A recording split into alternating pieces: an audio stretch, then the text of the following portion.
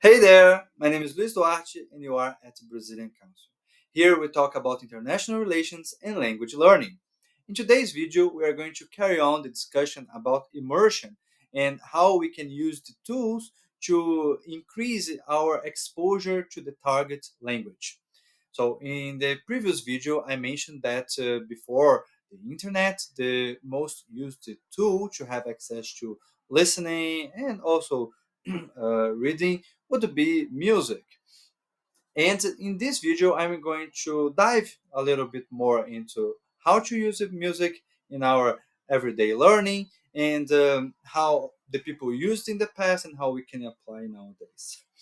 So before we get started into this, I'd like to mention that one very important thing in our learning process, whether it is about language or any other skill we're talking about, one very important thing is that we understand how we work, how we learn things, how is our intelligence. And for that, I'd like to mention the study of Howard Gardner.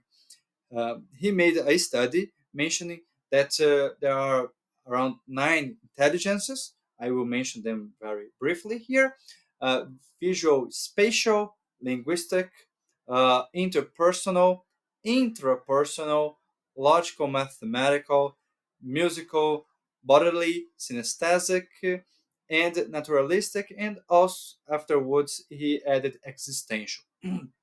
Um, when we take the standard school system, basically they value the linguistic and logical mathematical. Nowadays, after the study of Gardner, they are trying to embrace these other intelligences, create more opportunities for the people to develop at school, the kids develop at school with these other skills. But mostly of what we see at school is based on these two major intelligences, right? But when we come about using music, it goes straight to our musical skill. When I was in my high school, I had the opportunity to do a thorough test about my intelligences and notice how I ranked on them. My highest intelligences were linguistic and interpersonal. My musical was my worst. And I can notice this in many things I do. I really struggle to understand music. Multiple times when I'm dancing with my wife, she calls my attention that I'm not following the pace of the music, that I should pay attention to some certain musical instrument to get the pace, and then I'm not too slow or too fast. But it's always a mess for me. My wife, on the other hand, when she did her test, she ranked pretty high in musical. And she, as many others, had credited the use of music as a key instrument for their development, a key tool for their development in the language. And how did they use that and how we can use nowadays? So here we go through a few steps. First of all, you take a music because music has always been very easy to access.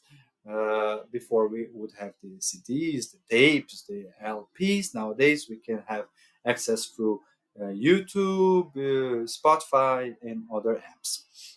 But once we had selected music, we will listen this for the first time, try to understand that thing. One nice part is that we don't need to be fully concentrated in the music, so we can be doing other house chores and put that music in the background, and we keep surrounding ourselves with the target language, helping really to create that immersion. um, After you listen the first time, in the second round, you would take the song with the lyrics.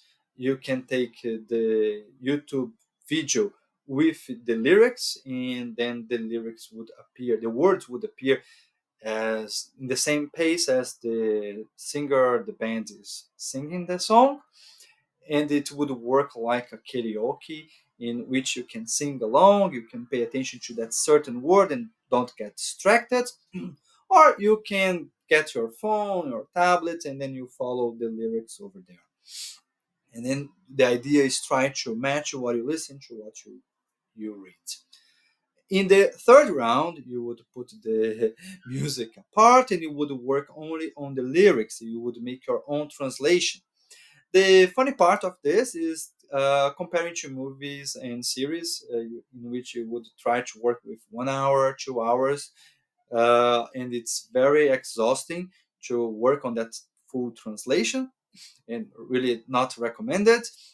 In the music, is recommended for you to translate the whole thing because in about 3 minutes song we have about 1 minute, 1 minute and a half of the lyrics. After this they repeat and we have also the instrumental music, so you could get that and translate everything. So I will give here two things you could learn from that. So the slangs, many different slangs, ways of writing. When I was studying English for the first time, when I was a teenager, I didn't use music very much, but the few times I did, I found very confusing. Ain't, like he ain't doing well. I couldn't understand what ain't. For me, he isn't doing well. I couldn't get that. So afterwards, I realized that ain't referred to the way the people spoke, and it was in the lyric, despite I couldn't see this very often in other places because it was related to the way the people pronounce it, so it would help with the sound of the music. So it would help with the rhyme of the music. So you can get this. The other thing is that you can work in specific vocabulary. So when you translate, maybe the translation you do it's different from the official translation. I give an example. If you are going to work from English to Portuguese, for example, or to other language, you get up. A very simple example. Get, it's in some ways like catch or take, and up is referring to a high position, and it doesn't make much sense when you translate to other languages. But when you take a look in the official translation of that lyric, you could find out something like wake up. So the phrasal verb comes with another perspective, or to stand up, and this helps you to gain more vocabulary and know how to use those words, those expressions, those idioms in another way. If you take from Spanish, te quiero, you would translate to English as I want you, which can sound awkward, but depending the situation, you would see that te quiero, it's not really I want you, it's more like I love you. uh, and this is very nice because the music brings you this kind of perspectives. After this, the fourth time you would read, now you understand the music, the song. You can go after that and keep working on matching what you listen with what you see, uh, and then you sing along. It's very common to see that people who have quite strong and evident accent from their native language, they carry on this into the other language. They don't carry so much when they are singing, probably because you are trying to imitate it. It's easier. You dive into the character of the singer, and then you can follow better the intonation along the song. So it's a very nice way to develop your pronunciation. Um, the other point is when you work with the musics, try to get easy songs, or you go for music styles that are slower, or you go for uh, songs or musicians, singers who sing slower. I give an example here. You get the Beatles, Frank Sinatra in English, Adele instead of hip hop and rap, Eminem or heavy metal, right? So when you get started, you uh, take this slower music so you can evolve a little better.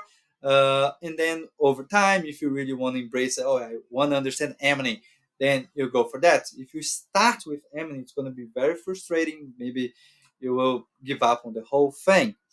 So it's really important for you to take this route from easier to harder in the pronunciation, and then you make this process of learning a more interesting one. The last thing I'd like to mention is try to work with one song a week. So you would, along the time, create a playlist. If you create a playlist over 20 songs that you understand, we are talking basically here about 1 hour of English, Spanish, French that you can understand. This helps you create a safe port that will bring you confidence for interactions in trips or with business environments, academic environments. So it will help to create that safe environment that will boost your confidence. In the following videos, I will bring you more tips about how we can use other instruments, other tools to our development and create this immersion in a successful way. See you then. Bye.